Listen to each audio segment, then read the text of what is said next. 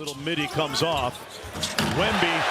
Okay, now you're showing me something special. 30 NBA teams are in Las Vegas for NBA Summer League. When might Las Vegas add its own NBA team to the mix? That's this week on Nevada Week.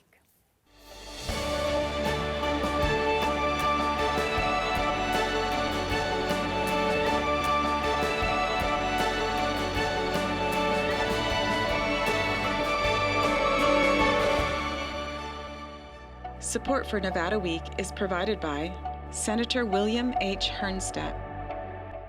Welcome to Nevada Week. I'm Amber Renee Dixon. First, it was the NHL, then the WNBA, the NFL, and now MLB, pending Major League Baseball's approval of the Oakland Athletics relocation. So when will the NBA join Las Vegas's Major League Pro Sports lineup? We will explore that ahead, but first, a check on the Republican primaries in the race for president and U.S. Senate. For that, we go to Gabby Birenbaum, Washington, D.C. correspondent for the Nevada Independent. Hi, Gabby.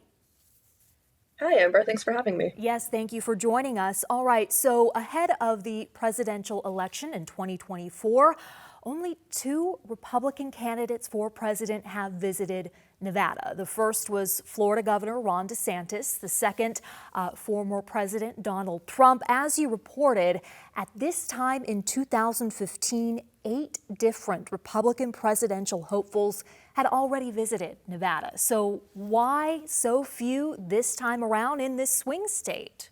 I know it's been pretty disappointing, and I think there's a few explanations for it. From my conversations with elected Republicans and Republican strategists in the state, it seems that in 2015, at this point, for the 2016 election, the race was considered really wide open. You know, Trump had yet to really take hold of the Republican Party. There were a number of serious candidates at that time. If people remember back, Jeb Bush was perhaps considered the front runner. There was Marco Rubio, Ted Cruz, of course, Trump. And so it was a pretty wide open primary in which a lot of candidates thought making an investment in Nevada would be a worthwhile pursuit. This time, you have a much different Republican Party. You have a party that Trump has had control of for, at this point, nearly 8 years. He's running again. He was the candidate in the last 2 elections. He won the Nevada primary among Republicans. Back then it was a caucus, but he won the Nevada caucus the last 2 times around. Obviously in 2020 he didn't have a challenger, but he has the support of a lot of notable Republicans in the state, including a lot of members of the state party. I mean, there hasn't been an official endorsement, but he really went out of his way during his rally to thank Michael McDonald, the chair of the state party. He shouted out Jim DeGraffenreid, who's the national committee man. He shouted out Sigil Chattah, who's the committee woman. He really knew these members of the Nevada Republican Party, the elected officers of the party. He clearly maintained still a close relationship with Michael McDonald. A lot of the party figures were very involved in his efforts to try and overturn the 2020 election. A lot of them are even facing legal repercussions for having done so. But it appears, based on their participation in his rally and polling that we see in the state, that they maintain that close relationship. And that's certainly, I think, if other candidates are looking at the state, that's something that they would be nervous about. Now, some of the endorsements that Donald Trump does not yet have include Nevada Republican Governor Joe Lombardo, as well as Republican U.S. Representative Mark Amodei of Nevada, but they haven't endorsed anyone at this point. However, according to your reporting, because of that lack of endorsement, it is, quote, another sign of Nevada's inconsequentiality at this point. How so? Yeah, I think I talked to Congressman Amodei. He said the only candidate that he's spoken to thus far has been Governor DeSantis. So I think part of that just might be a lack of outreach from the campaigns at this point towards those potential Nevada surrogates. And I also think for Governor Lombardo, he's probably the biggest name Republican in the state. That'll be an important endorsement when and if he chooses to endorse. Congressman Amodei in 2015 and 16 went through multiple candidates. He first was on Team Jeb Bush. He went to Rubio. Ultimately, of course, he ended up with Trump. And so I think it's a combination of them perhaps biding their time and just a lack of outreach, as we've seen throughout this presidential election so far. Okay, I want to move on to Nevada's U.S. Senate race. Right now, current Democratic Senator Jackie Rosen running for re-election. A Republican primary is going to determine who she will face. And now throwing his hat in the ring is retired Army Captain Sam Brown. Last year, he ran in the GOP primary against Adam Laxalt, lost.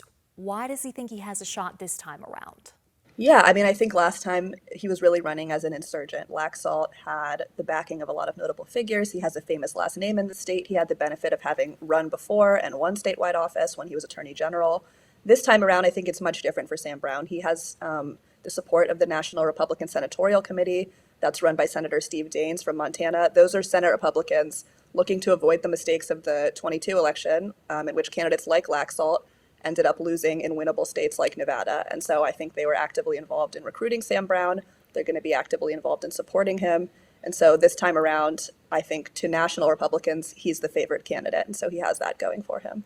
Okay, and as you and I spoke about on the phone, it is different for his primary competition in that race, former State Assemblyman Jim Marchant. He ran for Secretary of State in 2022. Who is the support he's getting?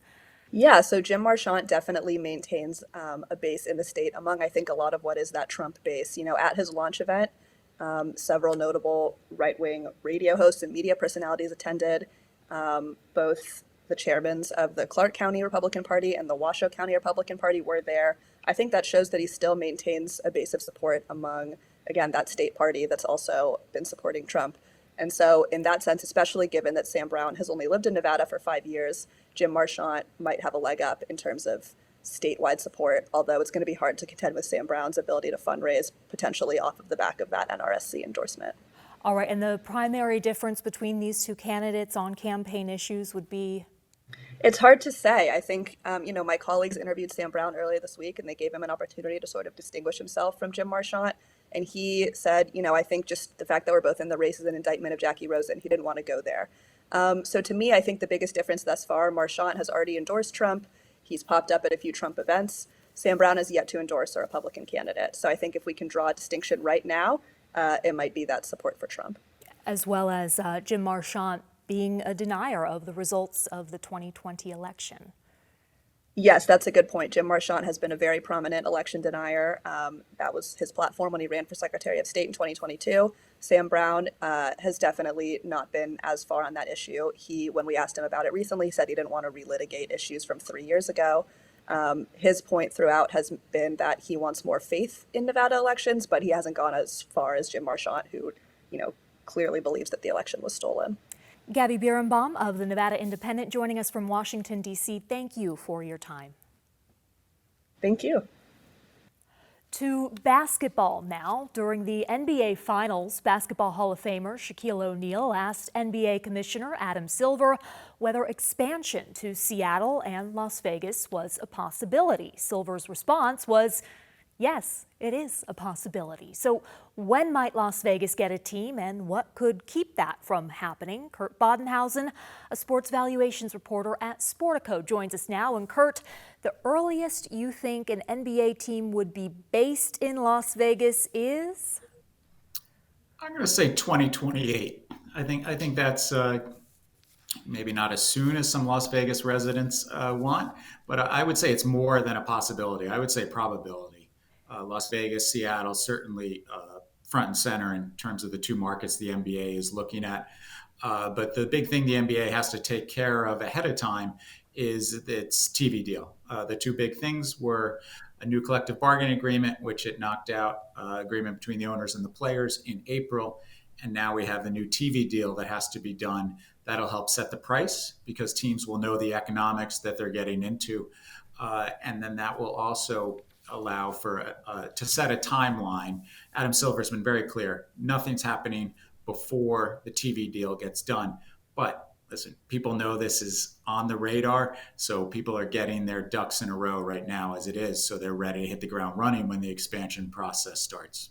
Can you explain to our viewers who may not understand how the CBA, the collective bargaining agreement, and the media rights helps determine the timeline? Why do those have to be established? How do they help in determining when it's feasible to have an expansion team?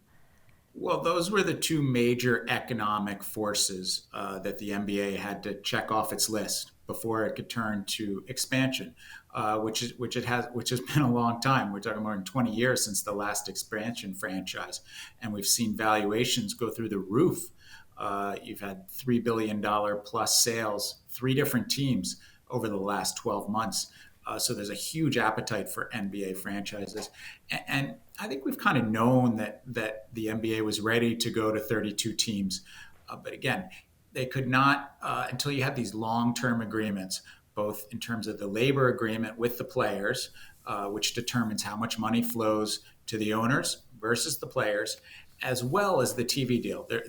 It's a huge sum right now, $2.7 billion on average a year. We're talking about a 100% increase, as much as a 200% increase in the best case scenarios.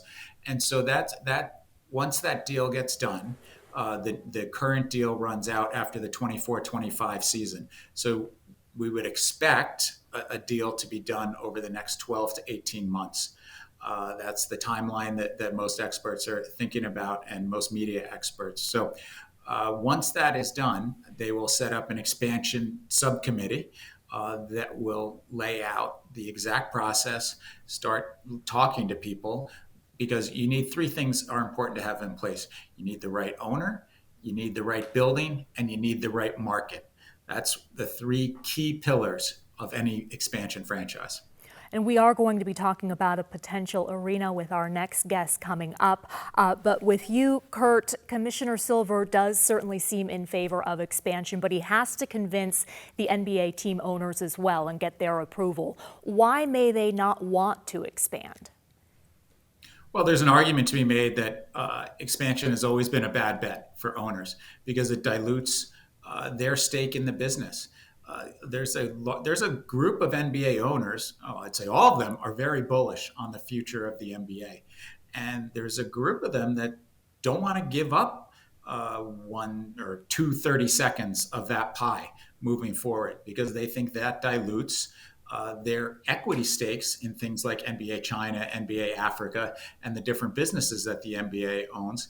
And then also what you're going to have to figure is that you're going to lose a slice, importantly, of that TV money, but as well as sponsorship money and the shared merchandise money. And so owners think, is that one-time check I'm going to get going to be worth the money I'm going to lose if I'm going to own this thing for the next 30 years?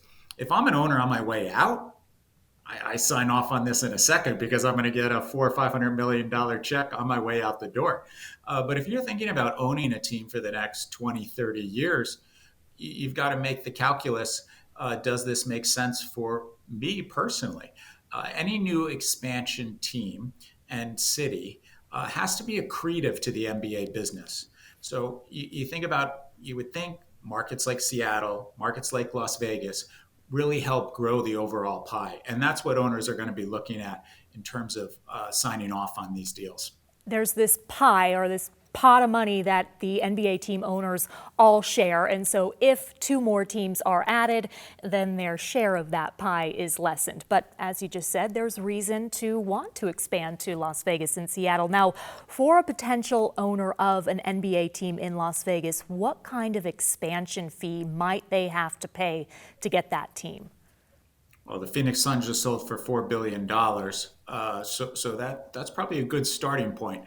I think, the NBA owners I don't know if they're going to take less. The current owners, 3 is the bare minimum.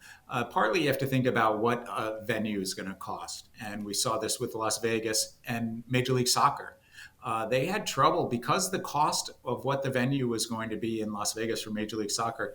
MLS had trouble getting someone to commit to that huge expansion fee because because a new stadium was going to cost so much. Oakview has already, laid the groundwork for a new facility in Las Vegas at a very big price tag.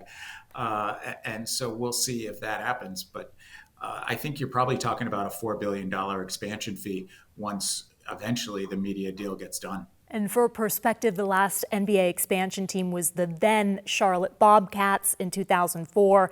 That was $300 million. Wow. Is it possible that the league would only expand by 1 team instead of 2? And if so, who has the advantage, Las Vegas or Seattle? Sentimentally, Seattle has the advantage ever since the team left for Oklahoma City. There's been this hole and this, there's a very strong fan base that felt like this team was torn from them. So I guess I would tilt it to Seattle slightly. Long term, I think the NBA definitely does two teams. The only reason to do one at a time is to potentially goose the price, because if you only have one out there, it's a simple supply and demand. Somebody they wants to get in there quickly. But I think you will have two groups, one in Las Vegas, one in Seattle, both willing to meet the asking price that the NBA is going to be looking for on an expansion fee. All right, Kurt Bodenhausen of Sportico, thank you for joining Nevada Week. Thanks so much for having me on.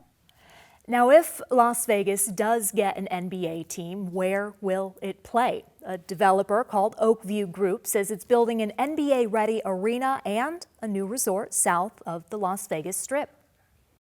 On this arena, I'm not asking anybody for any money. We're not going before the state. We're not going before the county. We will go build it on our own privately.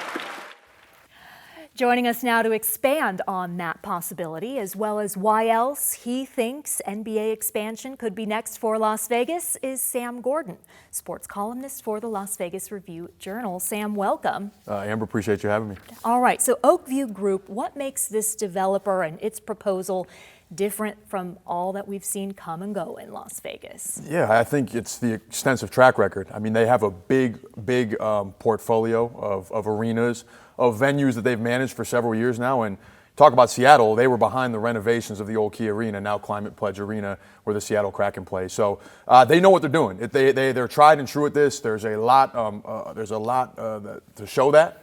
And the fact that it's a privately funded arena, too, obviously helps. That's a lot easier to get that thing done than it would be with public funding, as we're kind of seeing with the A's, with what they're going through and kind of with that. So it's totally viable. They have a track record. They have executives that know sports, that know this market. Randy Morton, formerly ran the Bellagio, right? Worked with the Foley Group. So he knows this market. He knows entertainment here as well as pretty much anybody, right? Given his history of the Bellagio. And then Mark Bedane, so instrumental in bringing the Raiders here, in getting Allegiant Stadium done, in working with that transition from Oakland to Vegas. So you got the sports angle covered, you got the casino element covered, you have the expertise, the institutional knowledge of what it takes to bring a team here, of what succeeds here, of what works, of what doesn't work. So those two, having them aboard, kind of anchoring this project, is massive for Oakview, massive for Las Vegas, and potentially an eventual NBA team here. And the Foley Group being Bill Foley, the owner of the Vegas Golden Knights, his entertainment group. So I'm thinking, I imagine some of our viewers might be thinking, okay, nice to have a new arena, but why not utilize T-Mobile Arena? Yeah, it's a great question, Amber. T-Mobile Arena, obviously built with basketball locker rooms, so the versatility is there. We've seen preseason games, of course, the college basketball, a lot of college basketball non-conference games coming to T-Mobile Arena. Obviously, the Golden Knights do very well there. But it's a lot of dates. It's a lot of sharing, and you might not necessarily want to do that. It's not a prerequisite to share an arena with a hockey team per se. And if you have an ownership group, or in this case, Oakview, willing to privately fund a brand new place exclusively for an NBA team, like that's a much better deal for the NBA team, as opposed to having to work with T-Mobile Arena, having to work with MGM, with the Golden Knights to find the date. So if it's available, why not? Now, as you reported in October, LeBron James said he would love to bring a team here. Why is that significant outside of him being an NBA superstar? Yeah, well, he has an investment stake in the Fenway Sports Group, which has an extensive ownership portfolio. Obviously, the Boston Red Sox are the team that come to mind here, Major League Baseball, also the Pittsburgh Penguins, and then Liverpool in the English Premier League. So he already has some experience in ownership, and he's a billionaire, right? Announced that last year. So if you want an expansion team, you want to build excitement, is there a better kind of face of a new team than LeBron James? I don't think so. He's been vocal about it several times publicly. So there's going to be other ownership groups, I'm sure, that are interested in coming in, given the opportunity here. But if you're the NBA, what's the most attractive? I don't think it gets any bigger than LeBron James. Well, we got to talk about the WNBA as well. The world champion Las Vegas Aces. What role do they play in bringing an NBA team here? Well, I think they've just shown that you build a winner, that the fans are going to come support it and want to be a part of it. And this season, attendance at an all-time high, average attendance, season ticket renewal rates. They're 19-2 at the All-Star break. They're the best team in the league, and they've just kind of showcased what you can build in terms of having a franchise, being the first professional basketball franchise here. So whether the NBA chooses to follow them, and I ultimately think it will, they've kind of set the standard for excellence in basketball here in Las Vegas at the professional level with what they're doing. So definitely kind of, potential precursor, but even standing alone, they've accomplished quite a bit already in just a short time. They sure have. And the Aces, by the way, as you wrote, are, quote, the only super team in the WNBA. What makes you say that? Yeah, so very interesting offseason, right, with the New York Liberty loading up to try and compete with the Aces, but the Aces played the Liberty and blew them out. And just what they have that the Liberty doesn't have, at least right now, is the chemistry, is the reps, is years of experience playing together, playing in big games. And if all things are equal, talent being equal, and I do think the Aces are a more talented team, kind of top to bottom, chemistry and execution and togetherness in team sports, I think always is kind of the tipping, the determining factor in when things are equal. So not only are the Aces a better roster, but they have more talent, they have more chemistry, they've been through it, and the Liberty are going to have to take some time to develop that. You can't expedite that process. So I think we've seen kind of the championship DNA at various junctures this season, and we're definitely going to see it in the postseason, I think, when that gets going in the fall. And the Aces have a league-leading 4 All-Star selections, which will be playing in the All-Star game at Michelob Ultra Arena. Now, MGM used to own the Aces before they sold the team to Raiders owner Mark Davis. Wasn't there a thought at one time that MGM was buying the Aces so as a precursor to owning an NBA team potentially? Yeah, in some ways for sure. I think there was definitely an interest from MGM to acquire an NBA team, and having the opportunity to get in that space with the Aces, I think, was kind of a way to get that going. But as you mentioned, right, they sold the Aces to Mark Davis, and MGM, for as experienced as they are in entertainment and building what we have here in Las Vegas in so many ways, not experienced at running a franchise per se. So you see Mark Davis take over, his experience running the Raiders, his just institutional knowledge of sports and how leagues work and what it requires to run a business has helped take the franchise to the next level. But definitely MGM kind of got the ball rolling here, with the Aces, of course, being here and continuing the dialogue around bringing an eventual NBA franchise as well. As Tim Luecki, the chairman of Oakview Group, said, he does acknowledge MGM is competition in this area of bringing an arena here or of possibly housing an NBA team. But I wonder if they're also, an ownership potential. Yeah, I mean, I think there's going to be a lot of different groups when you talk about expansion, the opportunity here, the way the Las Vegas market is grown. It's a lucrative opportunity, so I wouldn't write them off by any means. I mean, they don't necessarily have the glitz and the glam, I think, big picture for NBA that an ownership group led by LeBron James would have, but they're MGM. You associate them with Las Vegas, they go hand in hand. Of course, they have the resources and capabilities if they want to get involved, and it wouldn't surprise me one bit if once that bid became available, if they kicked the tires and saw what it looked like. So we don't know where a Las Vegas NBA team would play just yet, but we do know that they will not be playing at Sphere. That is at least what its COO told your coworker Rick Vallata. Sphere, though, did put on quite an LED show for Summer League, which we have some video of. About Summer League, Adam Silver said, quote, all of our events, when we're thinking about going to so-called neutral markets, Las Vegas is always in a top group of cities we can consider, end quote. So with an NBA team here, they get rid of that neutral site. Do they really want to get rid of that neutral site? Yeah, I think so. I think just kind of big picture, considering expansion here and permanently having roots in this market year-round is the next step. I mean, it would be one of the next steps, and that's why they're discussing expansion. And you take a look, Amber, at the history of the NBA in Vegas. It goes back a long time. The Utah Jazz, I think, had a cup of coffee here in the early 1980s. Kareem Abdul-Jabbar broke the NBA all-time scoring record here. There was a playoff game here in the early 90s. Of course, the All-Star game. And Adam Silver has always been one of the most ardent believers in this market. Even when the perception was kind of wavering based on some of the stuff that happened around the 2007 All-Star game, he remained tried and true that Las Vegas has a lot of value. Summer League here, of course, the in-season tournament coming in December. The Aces, there's a ton of professional basketball here now that the NBA is connected to, and expansion, again, the logical next step given how strong the ties are already. And I'm glad you brought that in-season tournament up. They just announced that they're going to have their first ever in-season tournament this season, the semifinals and finals of which will be here in Las Vegas. How significant is that? Yeah, I think it's remained to be seen how significant it is for the NBA at large, but for Vegas, for us in Las Vegas, it's massive, right? These are going to be the most significant basketball games played in Las Vegas yet. Not Summer League, which is fun, but for young players and for rookies and whatnot, not preseason games where teams are trying to figure out who's making the roster, and those are more so for fun. These are going to be regular season games where there's going to be stakes for the players, financial incentives to win this tournament, trying to create some urgency in a regular season that I feel like has lacked some urgency the last few years with load management, some injuries to star players, and just kind of the difference in the level of play in the postseason, the regular season. So understandable why the league wants to drum up some interest in the regular season. And I, personally, right, what better market than Las Vegas? Again, strengthening those ties and bringing meaningful games to Vegas in December in the heart of the regular season. And the last thing, a lot of the headlines surrounding Summer League have been around the Spurs' #1 pick, Victor Wembanyama. You said he made quite a splash, a significant appearance, despite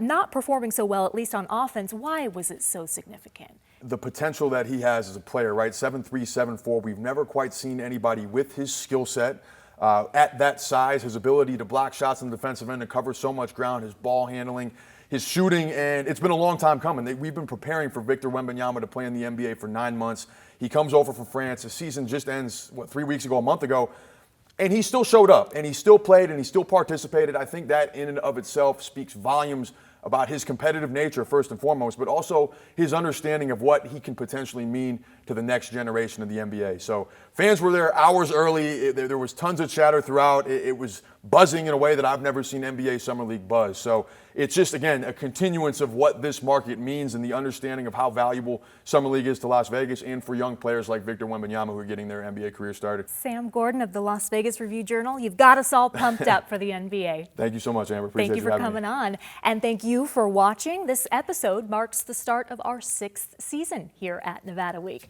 As always, for any of the resources discussed here, go to our website, vegaspbs.org/Nevada Week, and I will see you next week on Nevada Week.